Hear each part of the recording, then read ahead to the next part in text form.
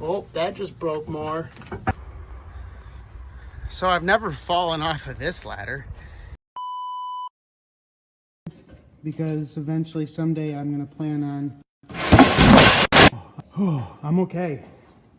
That was crazy. Yes, I did just fall. And I'm gonna try this again because I wasn't finished.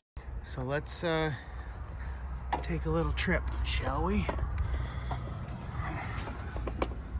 don't know what to expect here. That's cool. It's actually a solid roof. That's one thing that we got going. So that's workable, I guess.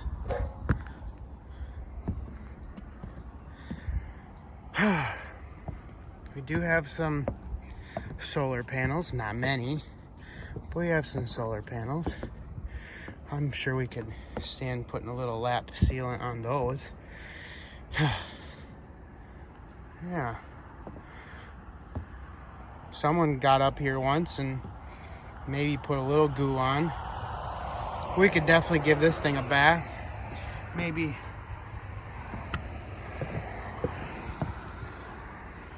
It's kind of cool, I guess. Let's see.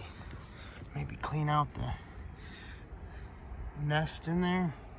I don't know if you can see that or not, but there's a bee's nest. Okay. We do have working rooftop AC here and here. That's cool. So we have no vent cover, no vent cover. That's not great. So we'll have to add those. Okay. And all right, I get it. I was wondering what that tube was.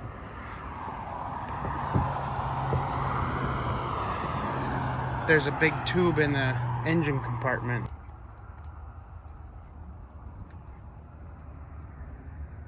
And I'm guessing fresh air gets dumped into there to help with cooling and maybe help with having fresh air. That's kind of nice. We definitely need a ladder. We got some cracks in this Bondo here. Maybe we should, seal that up, paint it. Yeah, that's a thing. But I don't know. The roof has potential. We'll say that. The roof has potential. This is probably the source of our water leaks. Because, you can see down into it. I don't know what we want to do with this stupid thing.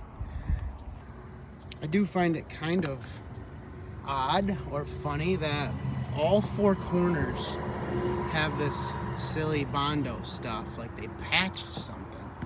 Like maybe there was something else up here. I don't know as if that's a patch. Maybe there was like a handrail or something. I don't know. But I guess there might be potential up here. Maybe. But it is just weird how those are all patched. Guaranteed not to leak. Yep. That's that. One thing I really like about RVs, about big diesel pusher motorhomes, is they seem to all have a metal clad awning set up. So the awning, when it's rolled up, can still be subject to sun damage on a travel trailer or a fifth wheel. But it seems like with the motorhomes, the awnings are at least metal clad, so there's no sun damage there. Guaranteed not to leak. Guaranteed not to leak. There's a leak-free guarantee. Maybe not. When I can see through the windshield and through the seal. So let's talk about some pros, because there are pros. That 8.3 Cummins is stout. We got about 8 miles per gallon. It was like high 7.9. on our entire 2,100 mile journey, including about 10 hours of runtime on the 7,500 watt Onan generator. And when we were not running the generator, we were at like 8.5 miles per gallon on the road. So that was in mountain passes and everything else. And that was averaging about 70 miles an hour. So I would say we were cooking pretty good, you know, for that track bar bushing, being sloppy, and wind pushing me all over the place, and me going about like this, driving the whole time. It was a little bit of a handful, especially at first, especially learning it. But that 8.3 cruised right along. My temperatures never got hot. There was one time coming into Laramie, Wyoming, when we were approaching 7,000, 8,000 feet, that our engine temp got up to about 205 or 210. So it stayed nice and cool. It ran great. Another pro, the 6-speed Allison transmission. That's first through 4 gears are up to 1-to-1, and then 5th gear is an overdrive, 6th gear is another overdrive. And cruising along, I felt like there was always power whenever I needed to pull a hill or anything else. Generally speaking, I was in the passing lane on hills, because most people, even in their cars, were slowing down, and I was just chugging along. So that was great. The selectable transmission control allowed me to either lock it in 6th gear, so I did not downshift going up a hill, and that would create a little bit of cylinder pressure and more boost and build that torque. I could put it into just drive and it would downshift as needed. I could also at any time manually downshift or manually upshift and put it into the gear I wanted. So that's great. We've got cruise control, which is awesome, and I learned that pretty well. We've got fairly bright lights when all of the lights are on. There are 2 driving lights, there are 2 low beams and 2 high beams. The driving lights are good, but they're pointed down. The low beams, not the best. The high beams, perfecto. I like those. So seeing was okay. Oh, let's talk another con. We got no windshield wiper control. So I was doing this with the control to get it to go left to right. It was the weirdest thing.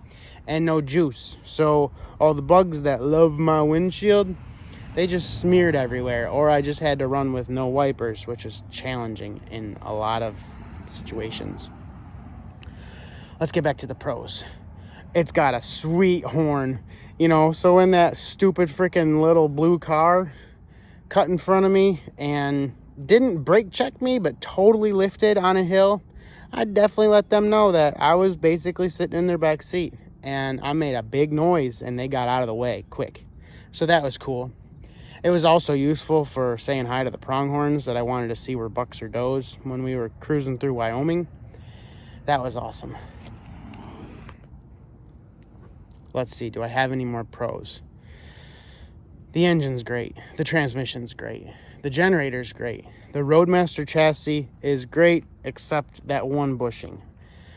Our kingpins and tie rod ends and all of the steering components are rock solid. It could use some front shocks. They're pretty beat. There were a couple points where we got into just the right amount of chatter in the road where I could feel that whole front end just blah, blah, blah, blah, blah. But it stayed true-ish when my ratchet strap was doing its job and my steering action was doing its job. So there's that.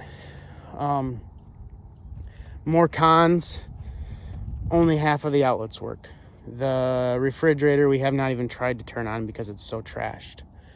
The microwave does not work. I think that's probably because of a power issue. Mind you, all of the breakers are on and all of the outlets are on the same breaker, so it's not a breaker problem. The radio, meh, but whatever. No taillights. We had plenty of people flashing us in the dark hours to say, hey, can't see your taillights. So I'd run for a while with my 4-ways on. That seemed to make people stop flashing us. It's got a lot of storage underneath. It's got a lot of storage. I'm not used to that. When we're used to one very, very small pass through on the toy hauler, and then we go to this where there's cabinetry underneath everything, that's awesome. I like that. We got to deal with that exhaust leak. I don't know if that's pre-turbo. I don't know if that's post-turbo. It seemed like my boost got up to like 16 to 18 psi on the big hills. So we're building boost, but I hear an exhaust leak and I couldn't tell exactly where. And we didn't pack any tools because we had only carry-ons. The water damage is huge. The water damage is a very big problem. The windshields are a very big problem. I'd like to pull something. I'd like to replace that bushing first and just pull something and see how it feels. But I really like that 8.3. I think with the simple serviceability, the simple injection pump, no emissions, I think that 8.3 is just what we need to be able to pull a trailer and pull our toys. And then there's no dinette. It got taken out for that bunk bed. The interior's trashed. The floor is bad. It basically needs to be a project. It needs to be like a gut remodel, rebuild. It does have Corian countertops. That's cool. But that's a very small win. There's a lot of very small wins compared to the very big loses. So we'll see. We'll get there. If you're curious as to how much side-to-side motion a sloppy track bar bushing can be, check this out.